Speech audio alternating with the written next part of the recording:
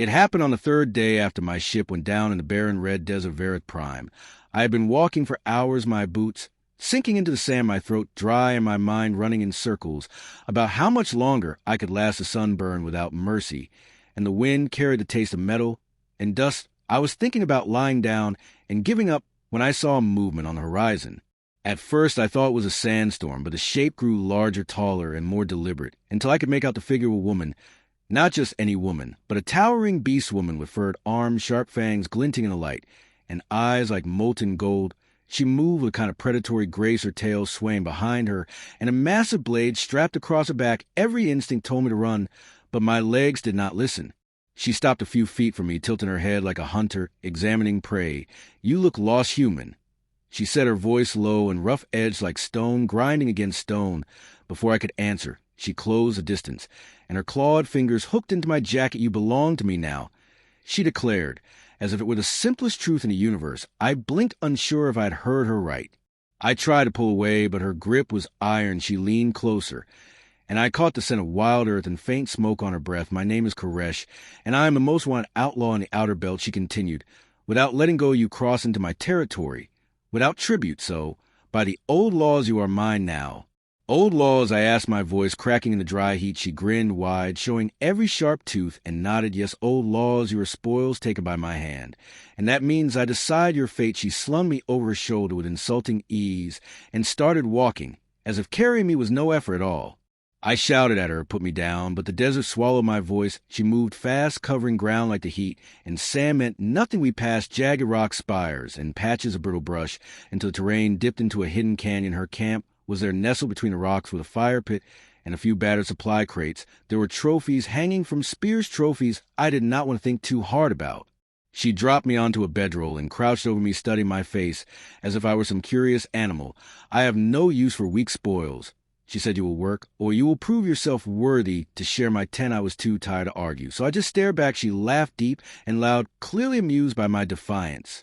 Over the next hours, I learned more about Karesh than I ever expected. She was a raider who hunted convoys and caravans. She had fought her way through mercenaries, bounty hunters, and even planetary guards or scars. Told stories her weapons told more, and her eyes always seemed to be weighing my worth. Every time I spoke, she listened with a strange focus, as if memorizing me. That night the wind howled to the canyon, and the fire cast long shadows. She sat close to me, tail flicking occasionally, her gaze never leaving mine. "You're not like the others I have taken," she said finally. "Most begged or cried, but you fight in your own way, and I find that interesting." She reached forward, claws brushing my chin, tilted my face up toward hers.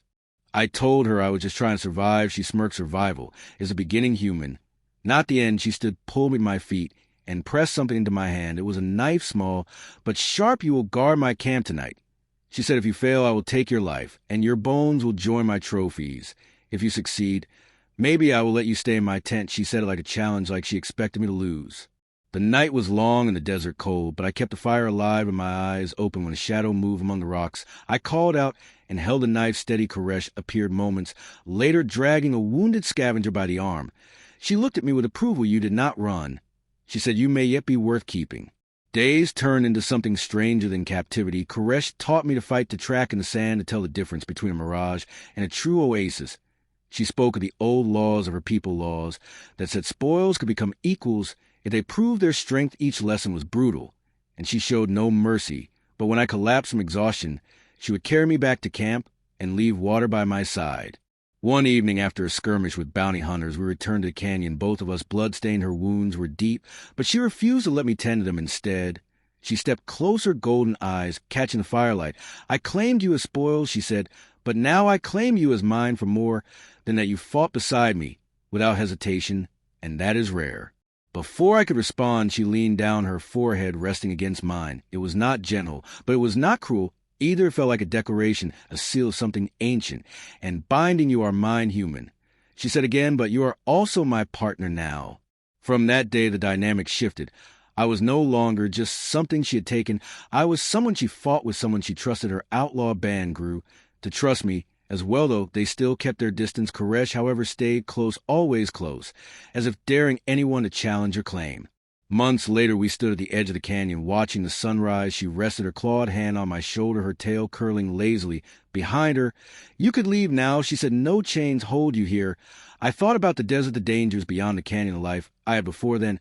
I looked at her and realized I was not leaving.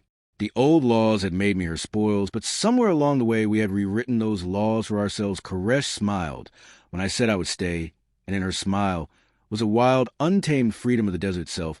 She pulled me close, one arm around me, as the sun lit the sky, and for the first time since my ship went down, I felt like I had found where I belonged.